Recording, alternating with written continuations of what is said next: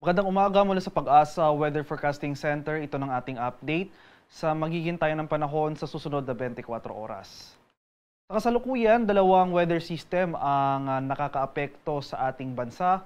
Una, itong frontal system o yung boundary ng mainit at malamig na hangin patuloy na nakakaapekto dito sa extreme northern Luzon. Samantala, makikita natin dito sa ating latest satellite images itong mga makakapal na kaulapan na umiiral sa malaking bahagi ng Luzon ay ang epekto naman ng tinatawag nating southwest monsoon o yung mas kilala natin bilang hanging habagat. Itong hanging habagat magdudulot ng mga pag-ulan sa malaking bahagi ng Luzon including Metro Manila. Pinakamaapektuhan nito ang kanlurang bahagi ng Northern and Central Luzon. So itong areas ng Ilocos Region, Zambales, Bataan, ilang bahagi rin ng Cordillera, makakaranas ng monsoon rains. Ito yung mga tuloy-tuloy na pag-ulan sa buong araw. Samantala, dito sa area ng Visayas at sa Mindanao, bahagyang maulap hanggang sa maulap na papawirin. Sasamahan lamang niya ng mga isolated rain showers at localized thunderstorms.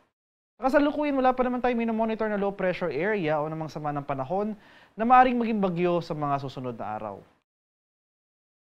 Para naman sa magiging lagay ng ating panahon ngayong araw dito sa Luzon, dahil nga sa epekto ng habagat, asahan natin yung monsoon rains. Ito yung mga tuloy-tuloy na pag-ulan for the whole day dito sa area ng Ilocos Region. So Ilocos Norte, Ilocos Sur, Pangasinan, La Union, pati na rin dito sa area ng Zambales, Bataan, ilang bahagi ng Cordillera, sa area ng Apayao, pati na rin dito sa bahagi ng Abra. Sa mga lugar na ito, inaasahan natin yung mga pag-ulan na dulot ng hanging habagat, magtutuloy-tuloy yan. Simula late afternoon to evening, magpapatuloy yan hanggang madaling araw, pero posible magkaroon ng mga breaks o yung pagtigil ng tag-ulan from umaga to tanghali. Gayunpaman, itong western section ng Northern and Central Luzon, patuloy pa tayong maging handa at alerto sa mga banta ng pagbaha at pagguho ng lupa, lalong-lalo na kung tuloy-tuloy ang pag-ulan na ating mararanasan. Maulap na kalangitan rin at mga kalat-kalat na pag-ulan at thunderstorms ang ating inaasahan for Metro Manila and the rest of Luzon. So asahan natin ang mataas sa tsansa ng pag-ulan. Generally sa malaking bahagi ng Luzon ngayong araw, dulot yan ng pag-iral ng hanging habagat. Sa areas naman ng Palawan, Visayas at Mindanao, Palawan rin makakaranas ng maulang panahon ngayong araw. Ngayong umaga hanggang sa tanghali ay medyo maaliwalas pa yung ating panahon, pero pagsapit ng late afternoon to evening makakaranas na tayo ng mga kaulapan at mga pag-ulan na dulot ng hanging habagat. Samantala for these areas dito sa Visayas at sa Mindanao ay fair weather ang ating inaasahan. Nangangahulugan, mainit at malinsangang panahon pa rin ang mararanasan, pero nandyan pa rin yung mga tsansa ng mga biglaan at panandaliang pag-ulan na dulot ng localized thunderstorms. At ito yung ating latest weather advisory na inisyu kaninang alas 5 ng umaga. Inasahan pa rin natin itong 100 to 200 millimeters sa pag-ulan. So ito yung mga areas o yung mga lalawigan shaded by orange dito sa ating mapa. So Ilocos Norte at Ilocos Sur, makakaranas pa rin tayo dyan ng malalakas na pag-ulan na dulot ng hanging habagat. Samantala, dahil naman sa frontal system, asahan na rin natin yung 50 to 100 millimeters sa pag-ulan sa area ng Batanes at Pabuyan Islands. Dahil naman sa southwest monsoon, makakaranas rin tayo ng moderate to heavy rains dito sa areas ng Apayao, Abra, dito sa area ng La Union, Pangasinan, Zambales at sa Bataan. Bahagyang hihina yung mga pag-ulan na dulot ng habagat at pababawasan na rin yung mga pag-ulan na dulot ng frontal system. So, gayon pa man, dahil pa rin sa habagat, makakaranas pa rin tayo ng moderate to heavy rains dito sa area ng Ilocos Norte, Ilocos Sur, La Union, Pangasinan, Zambales at sa Bataan. So kung mapapansin po natin, no, halos puro western section ng Luzon yung mga areas na pinakamaapektuhan ng habagat sa susunod na 3 araw.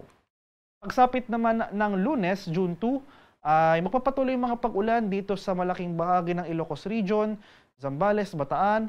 Makakaranas na rin tayo ng 50 to 100 millimeters ng pag-ulan sa area ng Abra, dito sa bahagi ng Benguet, Tarlac at Pampanga. Kaya sa mga nabanggit ko pong lugar, especially sa mga areas shaded by orange, maging handa tayo sa mga banta ng flash floods at landslides dahil inaasahan natin na sa mga susunod na 3 araw, dahil sa pag-ihip o yung pag-iral ng hanging habagat, ay tuloy-tuloy pa rin yung mga pag-ulan na ating mararanasan. At para naman sa ating heat index forecast ngayong araw, so bahagyang bumaba yung ating heat index dito sa most of Luzon dahil nga umiihip or nakakaapekto yung hanging habagat na nangangahulugang maulap na kalangitan ng ating mararanasan. So kaakibat nito ang bahagyang pagbaba ng ating temperatura. So nabawasan yung mga areas na may danger levels of heat index ito sa Luzon. Samantala magpapatuloy pa rin dahil wala tayong masyadong kaulapan na magtutuloy-tuloy buong araw.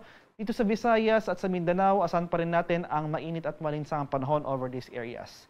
Heat index forecast for Metro Manila ngayong araw, posibleng maglaro mula 36 to 39 degrees Celsius.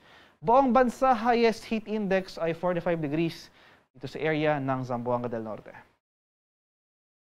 Sa kalagayan naman ating karagatan sa kasalukuyan, wala pa namang nakataas na gale warning sa anumang baybay na ating kapuluan at banayad hanggang sa tamtamang pag-alon ang mararanasan sa malaking bahagi ng ating bansa. Gayunpaman, iba yung pag-iingat pa rin sa ating mga kababayan na maglalayak, especially dito sa western section ng ating bansa dahil sa kasalukuyan umiiral itong hanging habagat kaakibat nito or mas dadalas yung ating thunderstorm activity dito sa western section ng Pilipinas. So kaakibat ng mga thunderstorms na ito, yung mga malalakas sa pag-ulan, mga pagbugso ng hangin, posible rin yung bahagyang pagtaas ng ating mga alon. Para naman sa ating extended weather outlook o yung ating forecast sa mga susunod na araw, inaasahan natin simula bukas, araw ng linggo hanggang sa Lunes, magpapatuloy pa rin yung tinatawag nating monsoon rains. Ito yung mga pag-ulan na dulot ng habagat, mga tuloy-tuloy na pag-ulan, possibly buong araw, dito sa western section ng Northern and Central Luzon. So isa-isahin ko po, ito yung mga rehiyon ng Ilocos Region, ilang bahagi ng Cordillera, Zambales at sa Bataan. So for the next 2 days, magpapatuloy pa rin yung mga tuloy-tuloy na pag-ulan na dulot ng habagat sa mga nabanggit na lugar. Kaya sa mga areas na ito, since ito nga yung mga lugar na exposed sa habagat o yung pinaka-maapektuhang mga areas ng habagat, maghanda pa rin po tayo sa mga banta ng flash floods at landslides. Magpapatuloy rin yung mga kaulapan at mga kalat-kalat na pag-ulan at thunderstorms sa rest of Luzon o sa nalalabing bahagi ng Luzon including Metro Manila. So asan pa rin natin yung cloudy conditions throughout the day sa mga susunod na araw, sasamahan yan ng mga kalat-kalat na thunderstorms.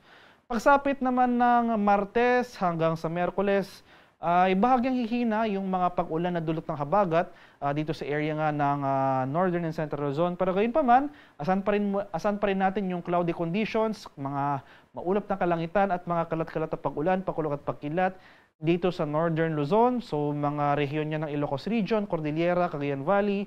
Magpapatuloy rin yung mga pag-ulan sa Central Luzon at kabilang na dyan ang Metro Manila.